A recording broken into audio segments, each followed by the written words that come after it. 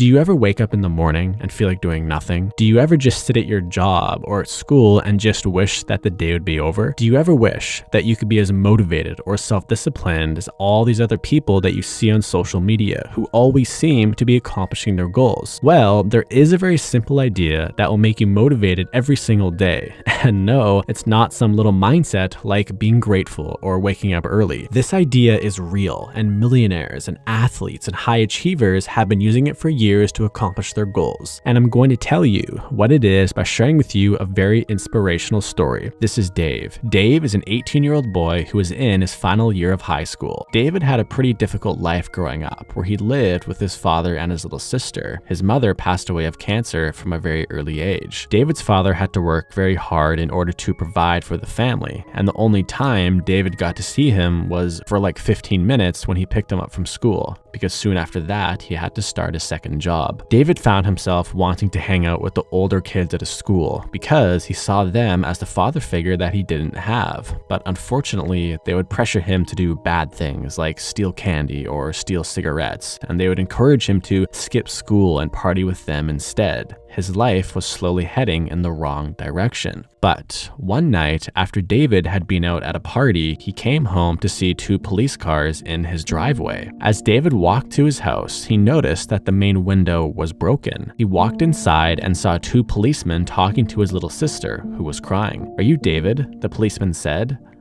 Yeah. What's going on here? Where's my dad?" "Son, take a seat." The officer went on to explain that two burglars had attempted to break into their home and that David's father happened to be awake. As a result of him trying to defend himself against the burglars, one of the burglars decided to take his father's life. David was in complete disbelief. The policeman's words didn't seem real. They themselves didn't seem real. This was literally a nightmare. In a matter of hours, David had now become the man of the house, and he had no family to turn to, he had very little money, and he now had to figure out a way to take care of himself and his little sister. Otherwise, they would be homeless and hungry. David was forced to drop out of school, and he immediately took on a full-time job at the local mechanic shop, where he had been working part-time. He would be there all day and just clean the dirty car parts and sweep the dirty floors. After work, he would come home, buy his little sister some cheap food, and then help her with her homework. He then cleaned the house, paid the bills. He was doing everything that a normal parent would do. But after a few months, David started to run out of money, and he could barely afford to buy food. David tried getting a second job, but nobody really wanted to hire some kid who looked poor, who had little to no skills, and had no high school education. Things were beginning to get really dark for David. He loved his sister very much, and he just wanted her to have the best life possible. But right now, he felt lost and alone. One day at the mechanic shop, David went up to his boss and asked if there was something that he could do to earn more money. And his boss said, "Well, I cannot pay you any more for your current job, but one of our mechanics just quit, and I'm looking for a replacement. So if you know how to repair cars, you could maybe do that," his boss said. "Yeah,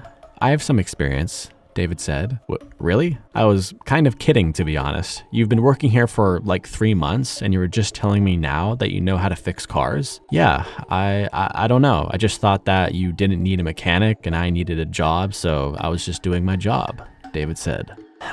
Okay. Well, in 3 weeks, I'm putting 3 potential new mechanics through a test to see who can repair the same broken engine the quickest. And I don't see why you couldn't be the 4th mechanic. How does that sound?" "That sounds great. Thanks."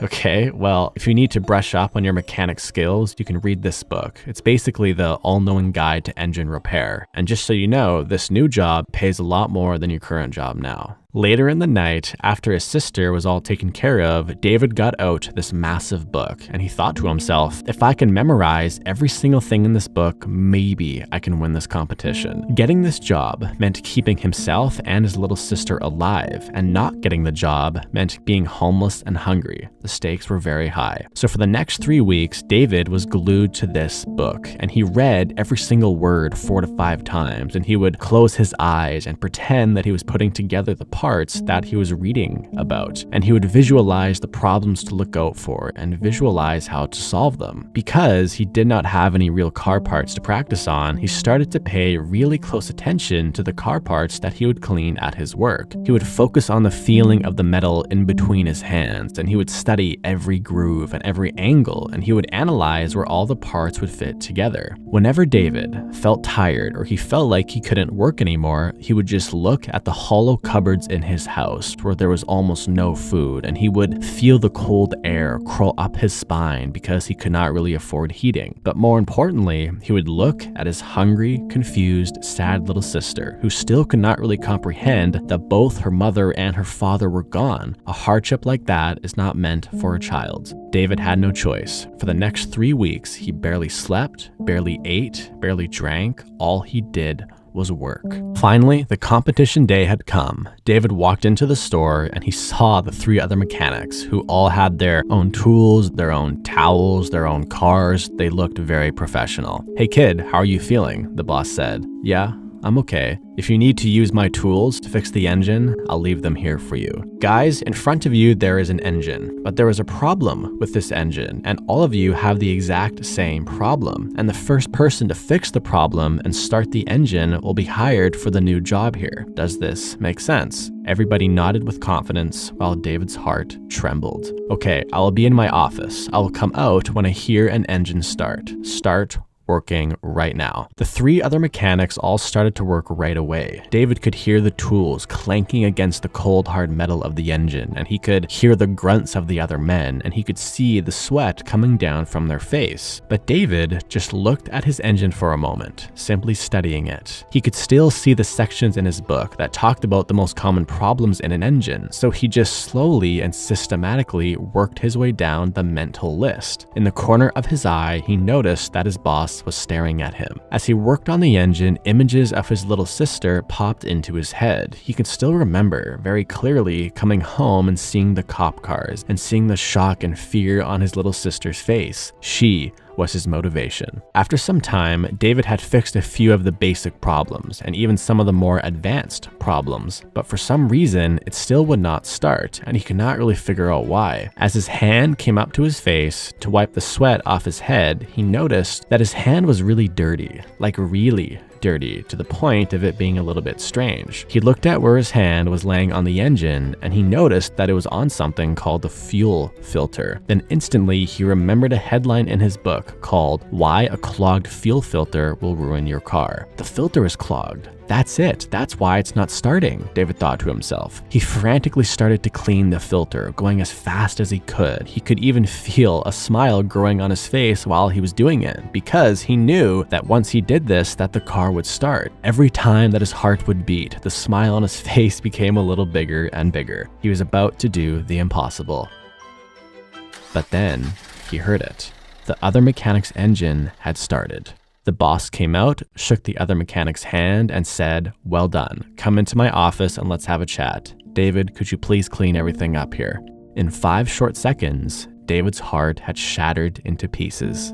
As he started to clean everything up, tears filled his eyes. All the work he put in and all the pain that he went through was all for nothing. What am I going to do now? How am I going to provide for my sister? What about the rent and the heating? What am I going to do for the winter? Thoughts like this were racing through David's head. A few hours later, after the winning mechanic had signed the contract to work there, the boss called David into the office. "So, I looked at your engine. You almost had it, eh? You just didn't clean the fuel filter in time." "Yeah."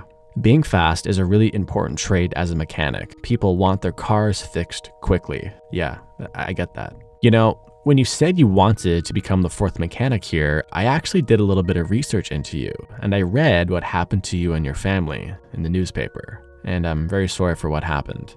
David said nothing.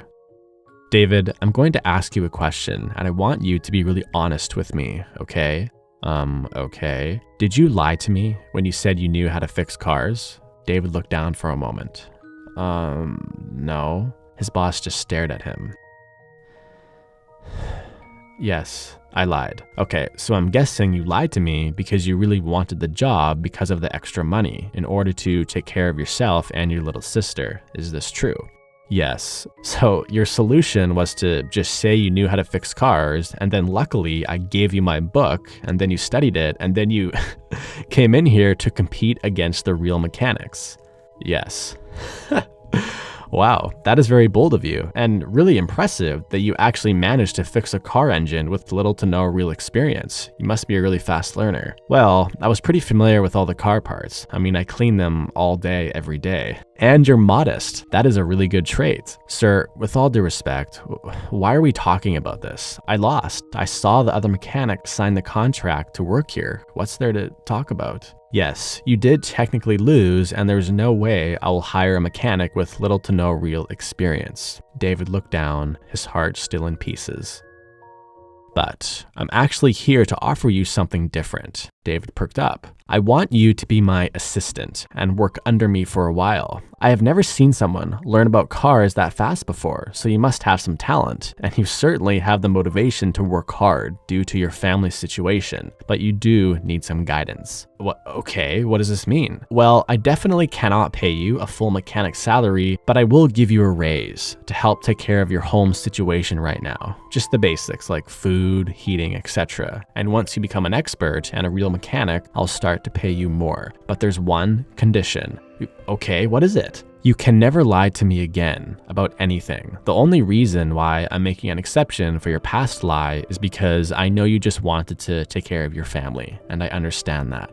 So, do we have a deal? Yes, I'll never lie again. I'll be the hardest worker. I'll do anything you want me to do. Okay, great. Well, show up every day at 6 a.m. and be ready to work really hard. And from that point on, David became obsessed with cars. Whenever he was not taking care of his sister, he would be reading books about cars. He would talk to other mechanics, go to car conventions. This was the thing that gave him and his little sister a real shot at life. After 6 months, David had become one of the head mechanics at the shop, outperforming all the senior mechanics. Then fast forward another 6 months, and he had become one of the most skilled mechanics in the city because he was so desperate and eager to learn more and more that nobody could keep up with him. In 1519, there was a man named Hernan Cortez who set out on a mission to take over an island with 500 of his men. When they got to the island, they faced other people who did not want them to be there. Cortez then ordered his men to burn the boats that they came in on, so there was no option to retreat. The only options were either to live or to die. Oftentimes, when it comes down to life or death situations, people discover an inner drive and new skills that they never knew they had. David was forced into a situation where he had to either sink or swim. He had to figure out a way to either provide for his family or to be homeless and hungry, which is pretty much like life or death. If you are watching this video and you have an inclination to start your own business or to have a certain type of body, you might have to implement this burn the boats concept. Burning the boats for you could be quitting your job, then figuring out a way to pay your bills on your own, or maybe it's moving out of your parents' house and then refusing to take financial assistance from your parents or your friends. Maybe it's giving your friend $5,000 and then saying to him, if I don't have a six-pack in 8 months, you can keep